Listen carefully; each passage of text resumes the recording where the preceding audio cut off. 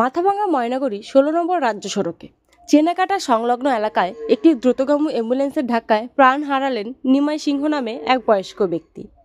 তার পরিবার সূত্রে জানতে পারি যে বাড়ির পাশে এক আত্মীয়র বাড়ি থেকে বাড়ি ফিরছিলেন তিনি। সেই সময় মাথাভাঙ্গা থেকে শিলিগুড়িগামী একটি অ্যাম্বুলেন্সের ধাক্কায় তার কোথায় কিভাবে অ্যাক্সিডেন্ট হলো বলেন? চেনাকাটা থেকে 100 মিটার আগে হাই স্কুলটার পাশ দিয়ে যাচ্ছিল, তখনই রাস্তার পাশে হাতের বাড়ি দিকেই উনি যাচ্ছিল। শিলিগুড়ির দিকে যাওয়ার এক অ্যাম্বুলেন্স পিছন দিকে ধাক্কা দিল।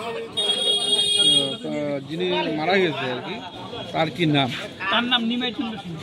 বয়স কত হবে? বয়স 67-68।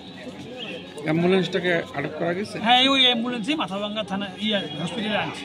হসপিটালে নিয়ে আসছে। আচ্ছা, তিনি সকালবেলা কোথা থেকে বাড়ি যাচ্ছেন? আমার বাড়ির থেকে যাচ্ছিল ওনার বাড়ি। আপনার কি নাম? আমার নাম রূপন সিংহ। রূপন সিংহ। আপনার কি হয়? আমার জামাইবাবু। জামাইবাবু। সকালবেলা আপনার বাড়ি থেকে বাড়ি যাচ্ছিল, সেই সময় ঘটনাটা ঘটে।